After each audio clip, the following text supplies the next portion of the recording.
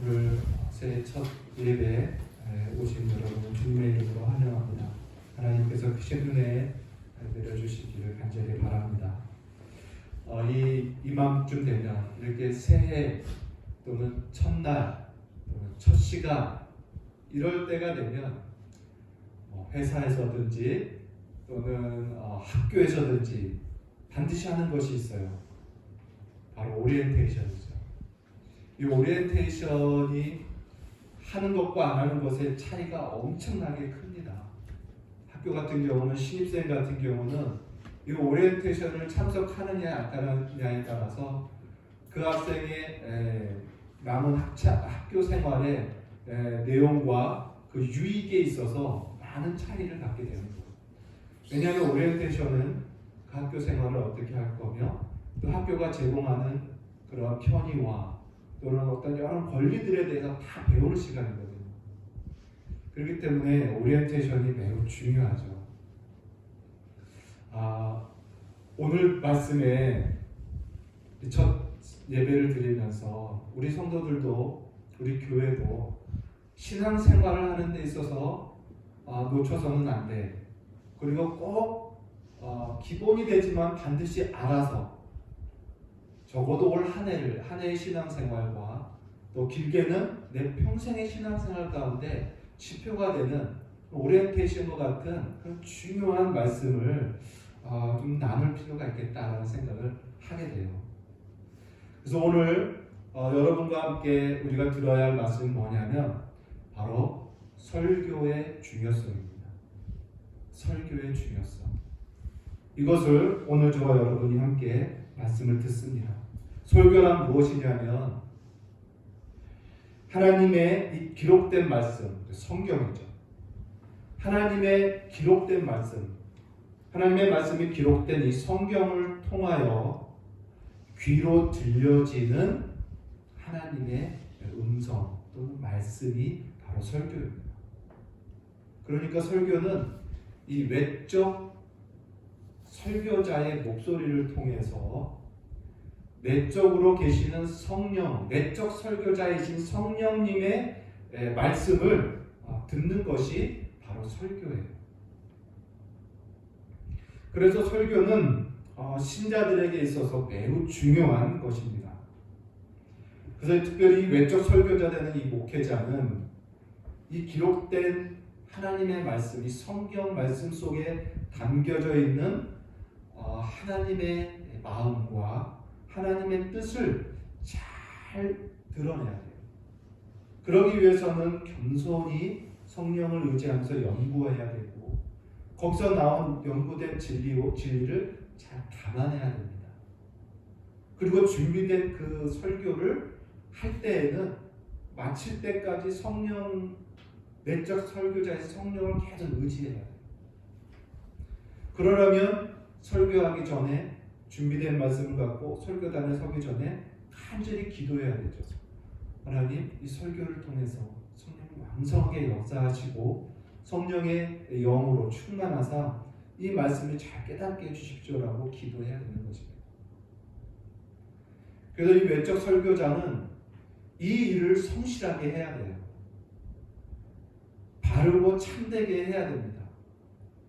설교자가 이 일을 성실하고 바르게 하느냐 안 하느냐는 하나님께서 판단하시고 나태하고 게으르게 이 일을 했다가는 하나님의 명백한 징계와 심판이 있을 것입니다. 동시에 이제 이 설교를 듣는 이 회중들, 설교를 듣는 이 신자들 또한 준비가 필요하다라는 거예요. 설교를 들을 때 하나님의 음성을 듣는다는 그런 마음으로 주의하여 들을 필요가 있습니다. 다시 말하면 설교 말씀에 대한 경외심을 가져야 되는 거예요.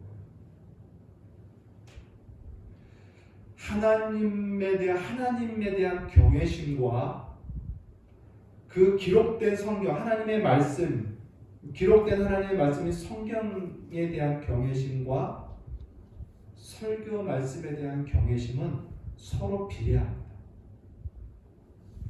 하나님을 경외하는 사람은 기록된 하나님의 말씀, 성경에 대한 경외심도 크고, 하나님을 경외하는 말씀, 경외함이 크는 사람은 설교 말씀에 대한 경외심도 큽니다. 그러나 반대로 성경에 대한 경외심이 낮고 설교 말씀에 대한 경외심도 낮은 사람은 하나님에 대한 경외심이 낮다라는 걸 반증해 주는 거예요. 그래서 우리는 이 설교를 전하는 자와 설교 말씀을 듣는 자, 이 모두가 이 하나님의 말씀에 대한 중요성을 굳게 붙잡아야 됩니다. 얼마 전에 연말이죠. 아주 연말 거의 끝 무렵에 제가 어떤 서점에 가서 한 책을 봤습니다. 우연히 서점에서 이렇게 둘러보다가 눈에 띄는 제목이 하나 있었어요. 그게 뭐냐면 귀에 들리는 설교라는 제목의 책입니다. 귀에 들리는 설교라는 제목이에요. 얼마나 눈에 확 들어오는지 몰라요. 설교자로서 그 책을 그냥 뽑아서 그 자리에서 깊이 탐독했습니다. 그렇게 두꺼운 책은 아니기 때문에 한 시간 정도 서서 볼 수 있는 분량이 있었어요. 많은 유익을 얻었습니다.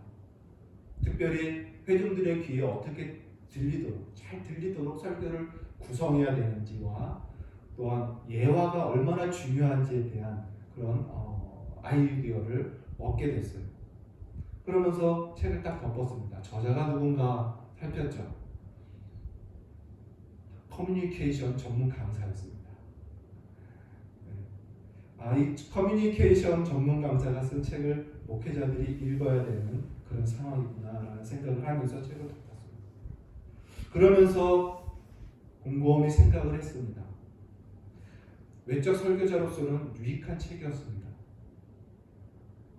그러나 덮으면서 이런 생각이 들었어요. 그래, 귀에 들리는 설교라는 책이 필요하지. 그러나 귀에 들려지는 설교라는 책도 있었으면 좋겠다라는 생각을 하게 됐어요. 귀에 들려지는 설교. 즉 설교를 듣는 성도들의 마음 또는 태도에 대한 교훈이 있었으면 좋겠다라는 생각을 갖게 됐어요. 그러던 중에 우연히 옛 고서를 하나, 그거는 올 해가 들었으면서죠. 고서를 보게 됐습니다. 그것은 웨스트민스터 대요리 문답이라는 그런 고서예요. 웨스트민스터 신앙 고백서와 웨스트민스터 대소요리 문답이라는 기독교의 아주 유익한 유산이 있어요. 책이죠. 기독교 신앙의 다른 규모와 방향을 지도해주는 아주 유익한 책입니다. 거기에 대요리 문답에 159번 문제와 답이 있고 160번 문답 내용이 있는데 159번 문답은 설교자가 어때야 되는지에 대한 문답이었어요. 160번 그 다음에 나오는 160번 문답은 이제 설교를 듣는 회중들이 어떠해야 되는지에 대한 내용이 있었어요. 그래서 그 160번 문단을 보면서 이미 들려지는 설교에 대한 교훈은 있었구나, 교회 유산으로 있었구나 라는 생각을 하게 됐어요. 그러면서 오늘 그 내용을 함께 성도들과 나누면 좋겠다라는 생각을 갖게 되었습니다. 그 내용의 배경은 무엇이냐면 바로 오늘 본문 말씀입니다. 과연 설교가 얼마나 중요한지에 대한 내용을 가르쳐주고 있어요. 우리 한번 본문 말씀으로 들어가 봅시다. 예수님께서 씨 뿌리는 자의 비유를 말씀하셨습니다. 씨 뿌리는 자가 나가서 씨를 뿌립니다. 그런데 어떤 씨는 돌밭에, 어떤 씨는 가시밭에, 또 어떤 씨는 또 어디에 떨어집니까? 바위밭에, 길가에, 또 어떤 씨는 좋은 땅에 이렇게 떨어지는 거예요. 그런데 여러분, 이 말씀을 우리가 대할 때 이 씨 뿌리는 자의 비유를 우리가 어떻게 해석을 해야 되냐면요, 많은 분들이 하나님의 말씀과 신자와의 어떤 관계에 대한 교훈으로 생각을 하게 돼요. 틀린 말씀은 아닙니다. 그런데 예수님께서 하시는 표현은 정확합니다. 뭐냐면 씨는 마가복음이나 누가복음에 보면 씨는 하나님의 말씀이라고 되어 있어요. 그러니까 씨 뿌리는 자는 누구냐면 하나님의 말씀을 뿌리는 자라고 분명히 기록되어 있어요. 마가복음에도 뿌리는 자는 말씀을 뿌리는 자니 이렇게 되어 있습니다. 여러분, 말씀을 뿌리는 자가 누굽니까? 이것은 씨와 밭의 문제가 아니라 씨를 뿌리는 자와 밭의 문제가 되는 거예요. 다시 말하면 이 씨를 뿌린다라는 것은 기록된 하나님의 말씀을 사람들에게 뿌리는 자가 있다라는 거예요. 그게 누굽니까? 설교 말씀을 뿌리는 설교자와 복음의 메시지를 사람들에게 전하는 전도자의 메시지가 바로 이 씨 뿌리는 자에 해당되는 거예요. 그러니까 오늘 이 교훈은 설교 말씀을 듣는 자에 대한 교훈입니다. 뿌려지는 말씀을 어떻게 받느냐에 대한 교훈을 가르치는 내용이라는 거죠. 자, 첫 번째 예수님께서 비유로 드는 밭이 있습니다. 바로 길가입니다. 길가. 길가에 떨어진 밭은 어떻게 해요? 새들이 와서 그 딱딱한 길가에 떨어진 그 씨는 그 길가에 심겨지지 않기 때문에 새들이 와서 바로 그 씨를 먹어버렸다라고 말을 합니다. 이것은 오늘 18절 이하 해석으로 보면 천국 말씀을 듣지만 깨닫지 못했을 때 사단이 즉시 와서 그 말씀을 빼앗아 갔다라고 말합니다. 이유는 뭐냐? 그들이 믿어 구원을 얻지 못하게 하려고 말씀을 빼앗아 갔다라고 해요. 요점은 이겁니다. 말씀을 들을 때 깨닫지 못하는 마음의 상태를 말해요.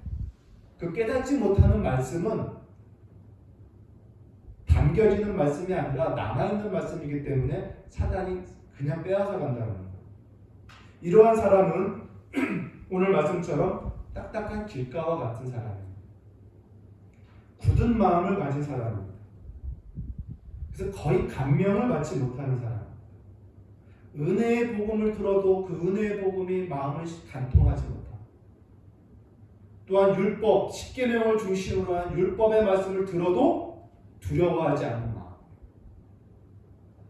간혹 양심의 어떤 가책을 느꼈을지라도 그 양심의 가책을 버리기 위하여 남을 탓하면서 그 가책을 무시해버리는 그런 사람입니다. 다른 사람에게 책임을 전가하는 것. 그래서 설교 말씀이 그 마음에 전혀 새겨지지 않는 사람입니다. 이러한 사람들은요, 수동적으로 가만히 있었다라는 의미가 아니에요. 설교 말씀을 들으면서 난 가만히 있는데 신겨지지 않았다가 아닙니다. 이 길가와 같은 사람, 굳은 마음의 사람은 어떤 사람이냐면 우리가 사도행전 말씀을 공부하면서 말씀을 들으면서 했던 장면이 있어요. 스데반 집사가 회중들 앞에서 설교를 하죠. 엄청난 설교를 하는 것입니다. 66권의 성경을 아주 요약하는. 그런데 그 결과가 어때요? 회중들이 그 설교를 듣기를 싫어했다라고 표현되어 있어요. 스데반은 듣기를 싫어하는 자들의 눈빛을 보면서 그들의 마음을 이해하면서 이렇게 말합니다. 사도행전 7장 51절에 스데반님, 목이 곧고 마음과 귀에 할례를 받지 못한 사람들아, 너희도 너희 조상들과 같이 항상 성령을 거스르는도다, 이렇게 말해요. 그러니까 이 길가와 같은 사람은 뭐냐면 그냥 자연스럽게 길가가 아니라 의도적으로 하나님의 말씀에 대해서 목이 고다 있다는 거예요. 듣기를 싫어하는 마음을 갖고 있다. 목이 곧은 사람, 목이 뻣뻣한 사람, 이런 의미입니다. 예레미야 선지자는 여러분 눈물의 선지자라고 말해요. 그렇게 두꺼운 선지서를 썼습니다. 근데 왜 눈물의 선지자라고 하냐면 하나님의 말씀을 백성들 앞에 그렇게 많은 설교를 해도 그 많은 회중들 중에 한 사람도 예레미야 선지자의 설교를 듣는 사람이 없어요. 귀로는 듣지만 하나 마음에 새기는 사람이 없어요. 오히려 설교하는 자를 향하여 이를 갈고 예레미야를 잡아 죽이려고 하고 모함하고 하는 모습이 예레미야 선지자의 일생이었습니다. 고난과 핍박을 받는 설교자였었어요. 근데 그들을 향해서 예레미야가 하나님 앞에서 이렇게 말합니다. 하나님, 그들은 목이 곧게 하여 내 말을 듣지 아니하나이다. 스스로 목을 곧게 하여 듣지 아니하나이다. 이렇게 말합니다. 하나님의 말씀을 거부하고 의도적으로 싫어하는 그런 마음. 그리고 사단은요, 하나님의 말씀이 선포될 때 사람들의 마음을 길가와 같이 만들기를 원해요. 왜냐하면 그 말씀을 깨닫지 못하게. 사단이 어떻게 우리 마음에서 하나님의 말씀을 빼앗아가는가? 여러분, 사단은 성경에 뭐라고 말합니까? 거짓말쟁이라고 말해요. 거짓의 아비, 거짓말의 원천입니다. 사단은 거짓의 원천이에요. 그 거짓의 원천이 신자들 마음에 말씀을 빼앗아가는 방법은 뭐냐면, 말씀을 들을 때 인간의 신자들의 마음이 부패한 감정들, 부정적인 감정들을 막 부추깁니다. 그래서 막 산만하게 하거나 마음이 그냥 불편하게 하거나 불쾌하게 하거나 그런 부패한 감정을 일으켜서 하나님의 말씀에 집중하지 못하게 해요.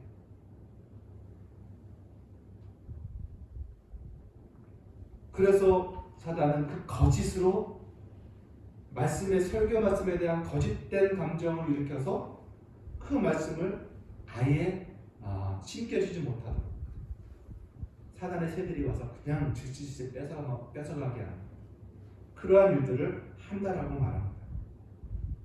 돌밭에 떨어진 밭은 어떠냐면 흙이 깊지 않아요. 돌밭에 돌멩이들이 많이 있는 그런 게 아니라 흙이 있는데 조금 파보니까 밑이 바위라는 거예요. 그래서 흙이 얕아서 싹은 나지만 뿌리를 내리지 못해서 조금만 햇빛이 비치면 곧 말라버리는, 뿌리가 없어서 말라버리는 그러한 밭을 이야기하고 있습니다. 이러한 사람을 어떻게 해석했냐면 예수님께서 말씀을 듣고 즉시 기쁨으로 받대. 이제 깨닫음이 있는 거. 어쨌든 들을 때 집중해서 나름대로 즉시 기쁨으로 받았습니다.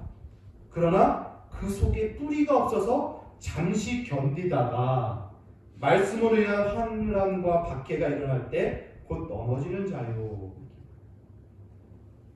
누가복음은 잠깐 믿다가 시련을 당할 때에 배반하는 자요. 이렇게 설명을 하고 있습니다. 그래서 이 돌밭의 사람은 어떤 사람이냐면 처음에는 말씀을 잘 듣는 것처럼 보이는 사람이에요.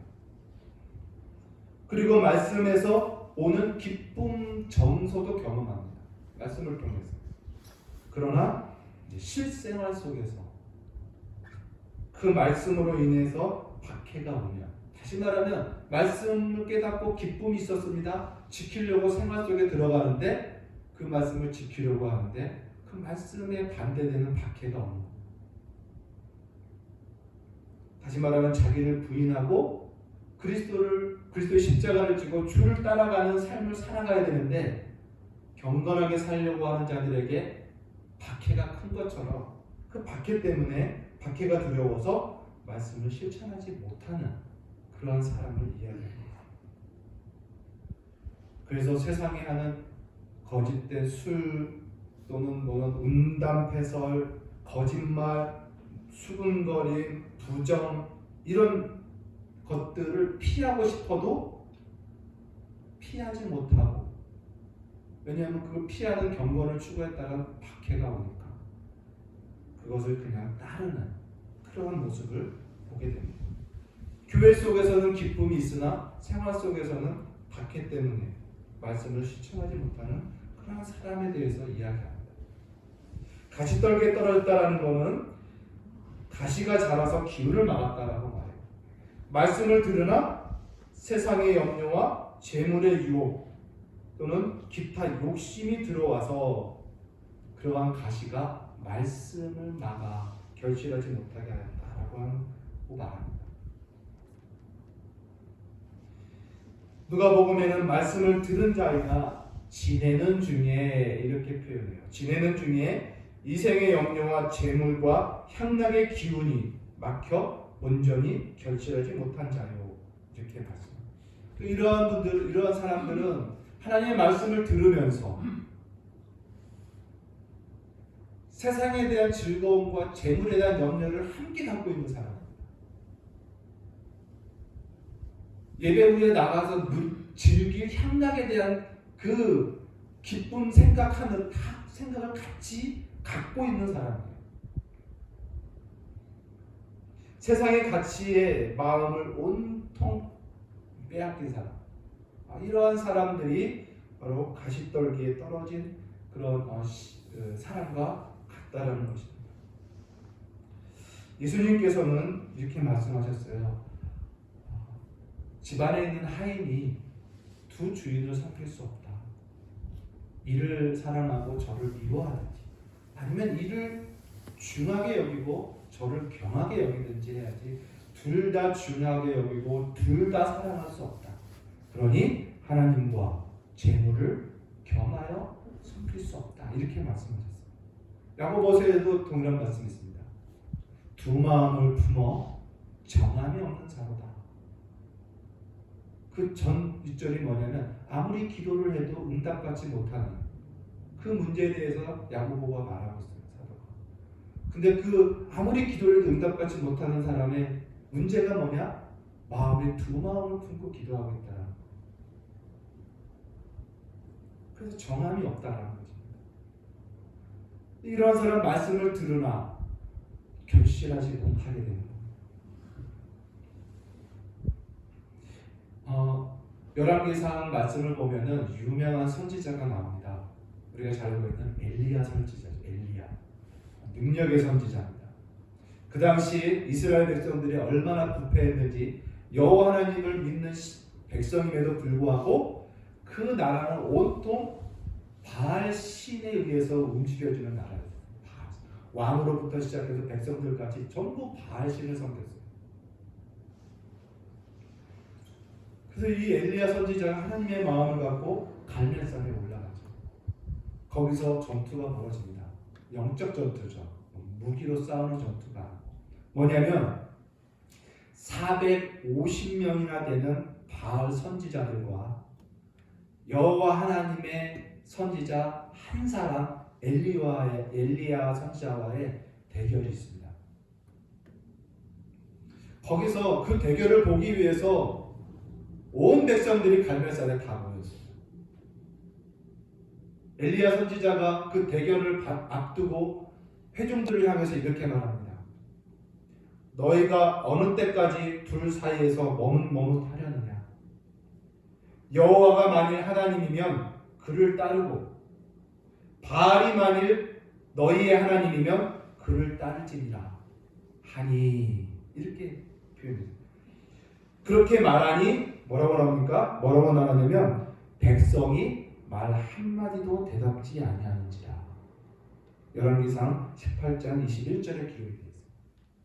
여기서 백성이 말 한마디도 안 했다라고 나와요. 여러분 이 말씀이 뭐냐면 말 한마디 못했다라는 것이 엘리야 선지자의 그 말에 부끄러워했다라는 뜻이 아니에요. 너희는 하나님을 택하든지 바알, 세상을 택하든지 결정하라 라고 말할 때 한마디도 백성들이 못했다라는 건 무슨 의미냐면 그들이 그 말을 듣고도 머뭇거리고 있었다는 뜻이에요. 택하여도 머뭇거리고 있었어요. 바로 가시떨기의 마음을 계속 갖고 있는 거죠. 마지막 좋은 땅에 떨어진 비유가 나옵니다. 그따 좋은 땅에 떨어진 씨는 어떤 씨는 100배, 10배를 맺고 어떤 씨는 60배를 맺고 어떤 씨는 30배의 결실을 맺는다고요. 이 좋은 땅에 떨어진 사람은 어떤 사람이냐면 말씀을 듣고 깨닫는 자다 이렇게 말해요. 말씀을 듣고 깨닫는 자. 그리고 결실하여 100배, 60배, 30배의 열매를 맺은 자다. 그러니까 아까 길가는 어때요? 깨닫지 못하는 사람이에요. 듣긴 들어도 깨닫지 못하는 거예요. 마음이 부담스러워서. 그리고 또 의도적으로 목이 곧아서. 그러나 깨닫는 자입니다. 그리고 누가복음에는 이렇게 표현했습니다. 그는 착하고 좋은 마음으로 말씀을 듣고 지키어 인내로 결실하는 자니라 이렇게 말했습니다. 자, 좋은 땅, 비옥한 땅입니다. 이 비옥한 땅은 어떤 사람이냐면 하나님의 말씀을 간절한 마음으로 들으려는 사람입니다. 그러니까 들을 때부터 간절한 거예요. 들을 때부터 좋은 마음으로 듣는다라고 말합니다. 그리고 들은 말씀을 잊지 않고 간직합니다. 그리고 계속 그것을 묵상하는 거죠. 그리고 생활 속에서 또 상황 속에서 그 말씀을 실천하려고 하는 거예요. 그러면서 박해가 오면 어때요? 인내로 그것을 지키어 결실하는 사람이요라고 말하고 있어요. 그러니까 아까 위에서 말한 세 모두를 극복한 사람입니다. 그래서 이 사람은 어떤 사람이냐면 듣는 마음의 자세, 들을 때의 마음의 자세와 들은 후에 삶의 자세가 아까 위 세 밭과 세 사람과 다 다른 사람을 이야기하고 있는 것입니다. 이 좋은 땅은 설교 말씀을 주의하여 듣고 들은 말씀을 간직하고 그것을 지키어 실천하면서 박해가 와도 인내로서 결실하는 사람. 이 사람이 바로 좋은 땅이요 비옥한 사람이다라고 이야기하고 있습니다. 여러분 오늘 설교에 대한 중요성을 함께 나누고 있습니다. 그래서 이렇게 요약을 할 수 있어요. 여러분 우리는 설교 말씀을 집중하여서 들어야 합니다. 우리는 설교에 대해서 구경꾼이 되어서는 안 돼요. 설교 말씀에 참여자가 돼요. 설교를 잘 듣는다라는 것이 쉬운 일은 아니에요. 저도 설교를 들어본 사람이기 때문에 설교를 잘 듣는다는 건 쉽지 않습니다. 쉬운 일은 아닙니다. 그러나 이 설교가 단순히 설교자 혼자만의 노력으로만 되는 것이 아니라 설교는 예배라는 하나님의 영광을 드러내는 예배에 있어서 제일의 목적을 갖고 있는 것이 설교이기에 이 들리는 설교와 들으려는 설교의 두 가지가 모두 하나님이 요구하는 자세라는 것을 저와 여러분이 굳게 붙잡아야 된다는 것이죠. 잠언 18장 15절의 말씀에 명철한 자의 마음은 지식을 얻고 지혜로운 자의 귀는 지식을 구한다 이렇게 합니다. 지혜와 지식을 구하려는 마음이 지혜자요 지식 있는 자의 마음이라는 거예요. 그래서 여러분 우리는 설교를 들을 때 우리의 정신이 활발하게 움직여야 됩니다. 정신 활동을 해야 돼요. 다시 말하면 들은 말씀을 깨달으려고 하고 주의하려고 하고 하는 이 정신 활동이 활발해야 된다는 것입니다. 얼마 전에 우연히 지나가다가 시끄러운 애기 울음소리, 애기 소리가 나는 것 같아요. 이렇게 봤더니 엄마가 아기한테 밥을 떠먹이려고 하는 거예요. 숟가락으로. 근데 그 아이가 그렇게 거부하는 거예요. 왜 그런가 했더니 친구들이 옆에 있었어요. 여러분 어린아이들도 친구들이 옆에 있으면 엄마가 떠주는 밥숟가락 그냥 떠먹으려고 하지 않아요. 많은 성도들이 하나님의 말씀을 들으려고 할 때 말씀을 참여하고 깨달으려고 하는 정신적인 적극적인 활동을 해야 되는데 그러지 않아요. 떠먹여주기만을 기다려요.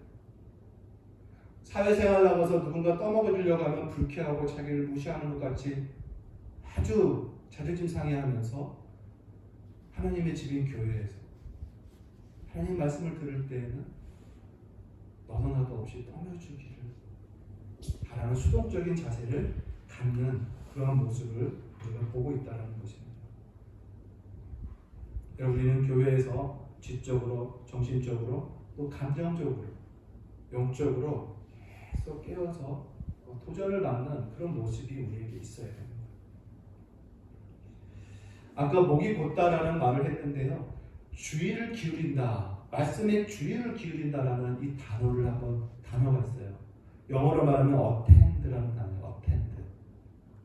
attend라는 단어는 라틴어 두 단어에서 파생이 됐다고 해요.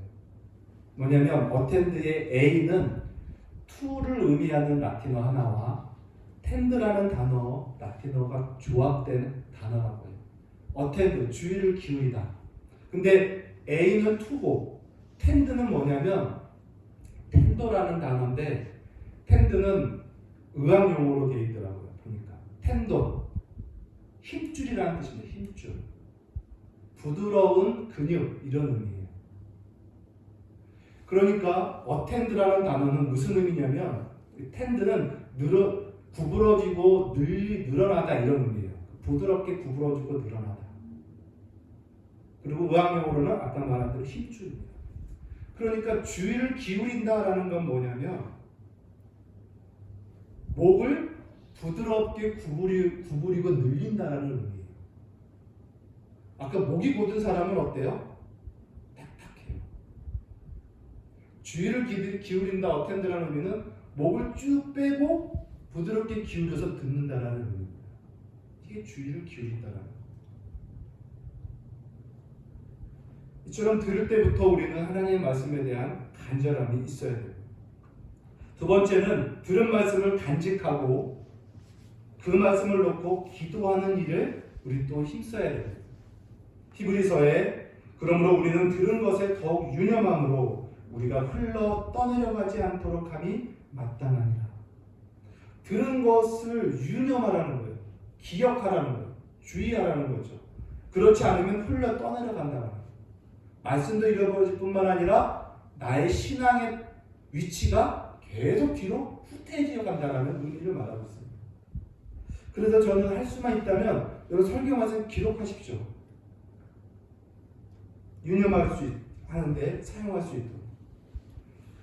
또 세 번째로 매우 중요한 말씀인데 들은 말씀들에 친숙해졌으면 좋겠어요. 이게 무슨 의미냐면 말씀을 들으면 여러분 집에 돌아가서 가족들과 함께 자신이 들은 말씀들을 서로 설명하고 나누는 시간을 가지세요. 매우 유익합니다.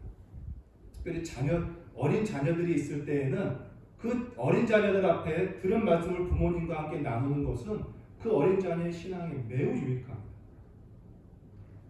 그리고 가족 간에도 그렇고 또 성도 간에 들은 말씀을 나누는 것도 매우 유익해요. 왜 그런가 하냐면 말씀을 서로 나누면 말씀이 풍성해지는 유익이 있어요. 그리고 두 번째, 말씀을 나누기 위해요 내가 말씀 시간에 경청하려는 또한 그런 의무를 갖게 되는 거예요. 동기부여가 되는 것입니다.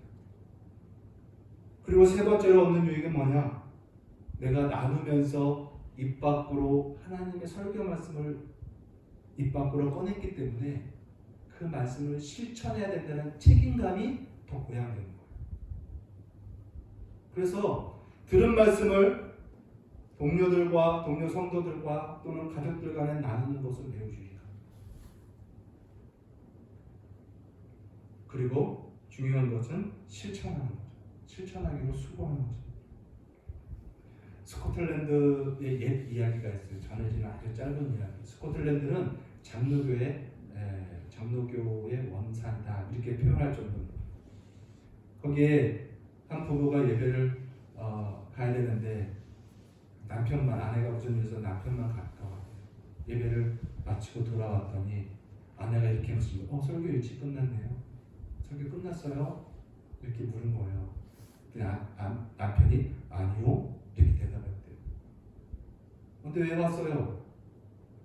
말씀은 끝났으나 실천이 남아있어. 이런 이야기가 있습니다. 그 하나님의 설교 말씀은 듣는 것으로 끝나는 것이 아니라 실천함으로 말미암아 비로소 완성된다라는 거죠. 결국 결심을 맺어야 된다는 말씀을 하고 있습니다. 여러분 우리 야고보서 1장 22절 한번 같이 찾아봅시다.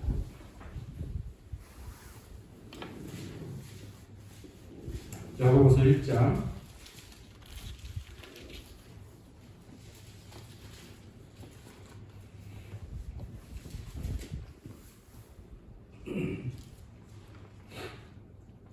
22절부터 25절까지의 말씀인데요. 제가 읽을 테니 여러분 눈으로 같이 한번 읽겠습니다. 22절입니다. 너희는 말씀을 행하는 자가 되고 듣기만 하여 자신을 속이는 자가 되지 말라. 누구든지 말씀을 듣고 행하지 아니하면 그는 거울로 자기의 생긴 얼굴을 보는 사람과 같아서 제 자신을 보고 가서 그 모습이 어떠한지를 곧 잊어버리거니와 자유롭게 하는 온전한 율법을 들여다보고 있는 자는 듣고 잊어버리는 자가 아니요 실천하는 자니 이 사람은 그 행하는 일로 복을 받으리라.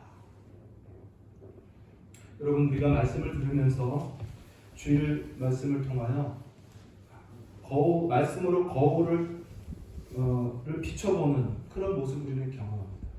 말씀의 거울에 자신을 비춰보면서 참 죄를 깨닫기도 하고 우리의 허물을 깨닫기도 합니다. 그런데 월요일 아침이 되면 그 들었던 모든 진리를 잊어버려요. 내가 무슨 죄가 있었는지도 잊어버려요. 내 허물이 어떤 건지도 다 잊어버려요. 거울을 보고 돌아선 사람이죠.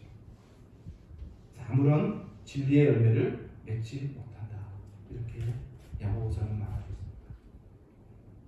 사랑하는 성도 여러분, 오늘은 첫 예배의 말씀으로 설교의 중요성에 대해서 저와 여러분 함께 말씀을 듣습니다. 여러분 이 설교 시간은 영적 전쟁터와 같아요. 사단이 우리의 마음을 말씀을 빼앗으려고 온갖 노력을 하고 있습니다. 우리를 졸음, 무감각, 냉담한 마음, 비판적인 정신, 세상의 염려와 재물의 유혹 이런 것들로 우리를 다 말씀을 빼앗으려고 합니다. 그래서 우리는 이 설교의 말씀에 대한 경외심을 갖고 그것을 잘 집중하게 듣고 지켜 행하려고 하는 그런 간절한 소원이 우리에게 왕성하게 있어야 된다는 거죠. 오늘 말씀을 맺습니다. 사도행전 10장 33절에 보면 이러한 말씀이 나와요. 고넬료 이야기가 나옵니다. 고넬료는 이방인입니다. 베드로가 3번의 환상을 통하여 고넬료 이방인 집에 가게 돼요. 그래서 찾아갑니다. 고넬료가 베드로를 맞이하면서 이렇게 말합니다. 자기 온 식구들을 다 모아놓고 생전 처음 보는 베드로를 자기 집에 맞이하면서 이렇게 말합니다. 어서 오십시오. 잘 오셨습니다. 하나님께서 당신에게 전하라고 하는 말씀을 들으려고 우리가 지금 하나님 앞에 서 있습니다. 이렇게 고백해요. 고넬료는 베드로 입에서 나오는 하나님의 말씀을 듣기 위해서 자기 식구들을 다 모아놨어요. 그러면서 이렇게 고백합니다. 지금 우리는 당신의 입에서 나오는 설교 말씀을 듣기 위하여 하나님 앞에 서 있습니다. 고넬료가 갖고 있는 설교 말씀에 대한 경외심을 여러분 이해할 수 있습니까? 하나님 앞에 서서 듣는 것 같은, 주의 음성을 듣는 것 같은 이런 것. 진실로 구원은 믿음을 통해서 나고 믿음은 들으면서 나는 것입니다. 저와 여러분이 이 설교에 대한 중요함을 굳게 붙잡고 이제 앞으로 52주의 이 예배 또 수요일과 또 많은 모임의 예배 가운데 선포되는 이 들려지는 설교를 여러분 잘 들으려는 그런 설교의 신자들이 되기를 간절히 바랍니다. 오늘 말씀을 기억하면서 귀한 열매 맺는 성도 되시기를 주님의 이름으로 간절히 소원합니다. 기도하겠습니다. 살아계신 하나님, 은혜와 사랑 감사합니다. 우리의 마음이 이 네 가지의 밥 가운데 비옥한 사랑과 같이 되기를 간절히 바라고 합니다. 기도로 준비하게 하시고 설교에 대한 말씀에 대한 경외심과 하나님 앞에 주의 말씀을 듣는 기쁨과 기대감과 소원이 넘치는 귀한 교회 되게 하여 주시고 말씀을 지켜 행함으로 열매를 맺어 우리에게 기쁨이 되고 하나님께 영광이 되는 복된 교회가 되게 하여 주옵소서. 예수님의 이름으로 감사하며 기도합니다.